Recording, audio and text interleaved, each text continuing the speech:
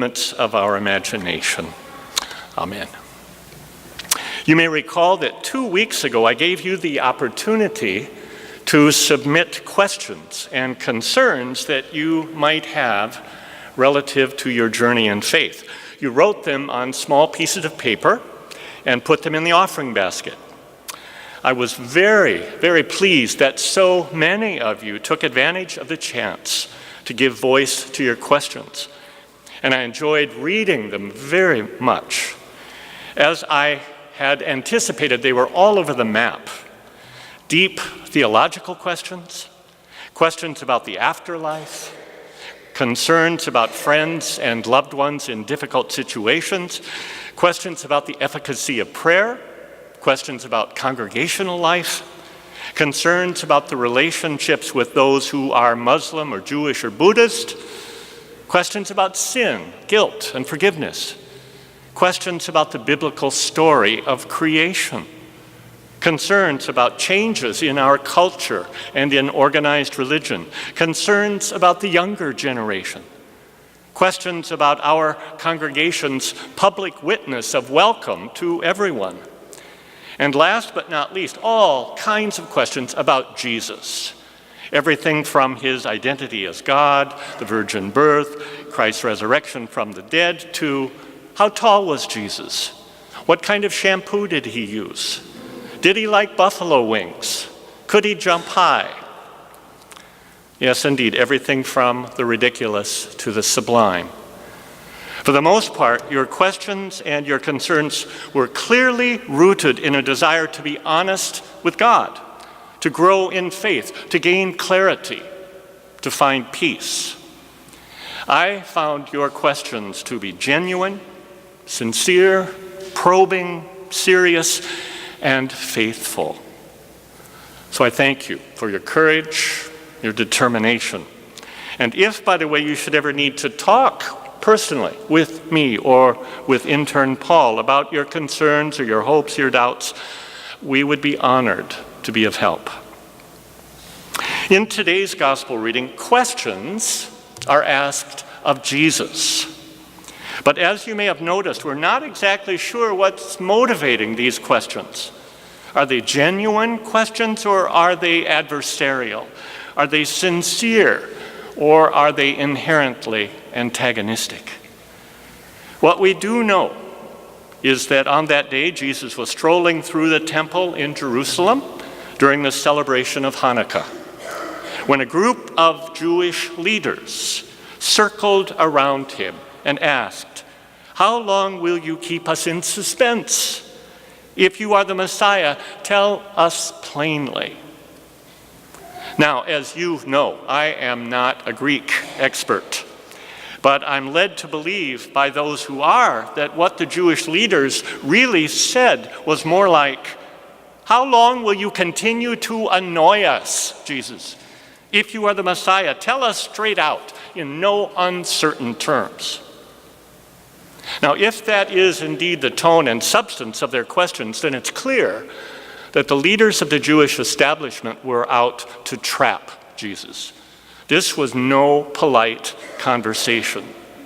This was an effort to bait and condemn the upstart rabbi from Nazareth.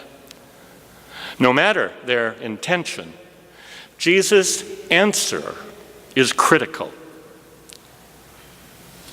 The Jewish leaders' request, "Tell us plainly," calls for an unambiguous answer to a straightforward question.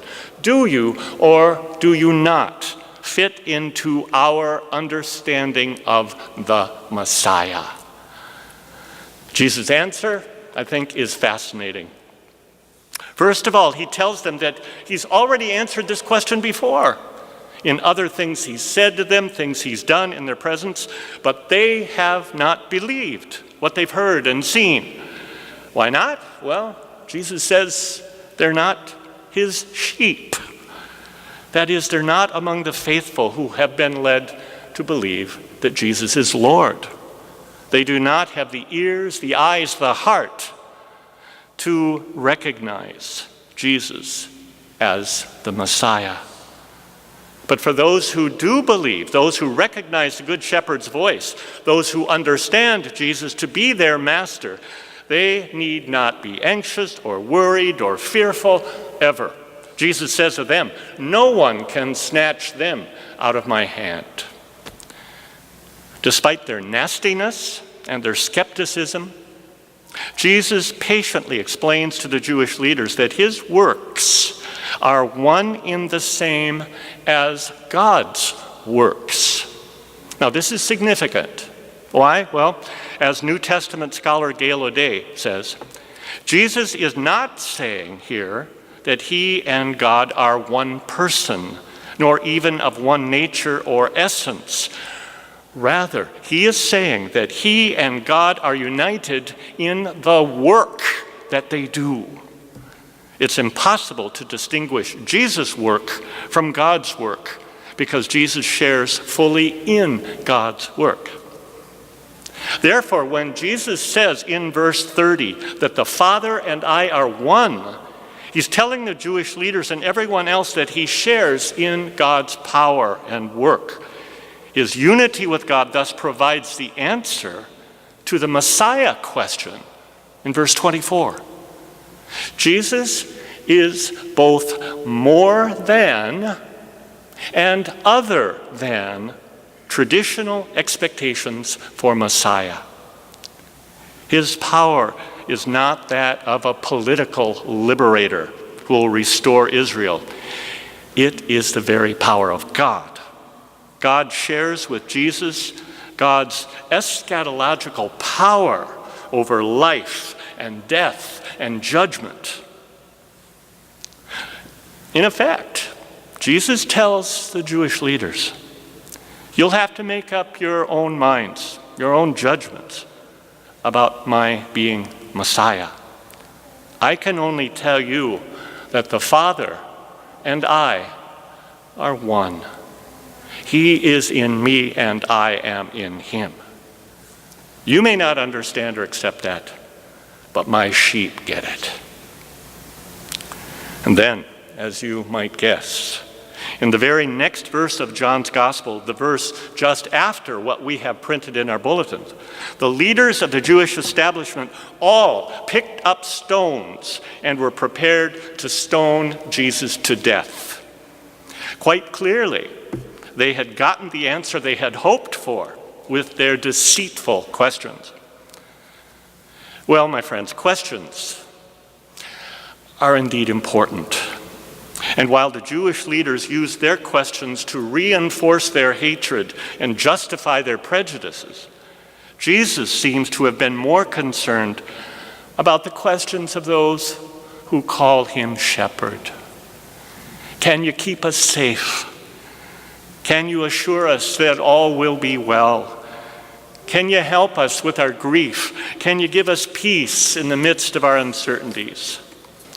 I believe that these are the questions that Jesus was really addressing on that day so long ago in the temple to his sheep, to you and me. Jesus was saying, I will never abandon you. I will hold you in my arms and never let you go. Whoever you are and whatever fear or anxiety you harbor in your life, whatever grief or loss has rocked your existence, I tell you, God's love for you is undying, unconditional, and unyielding. No matter how crazy or difficult or stressful or scary your life is, God has chosen you, loves you, accompanies you through all of life and even through death into a new life which God offers to you and everyone. No one can snatch you out of God's hands. No one. Period. Amen. Goodbye.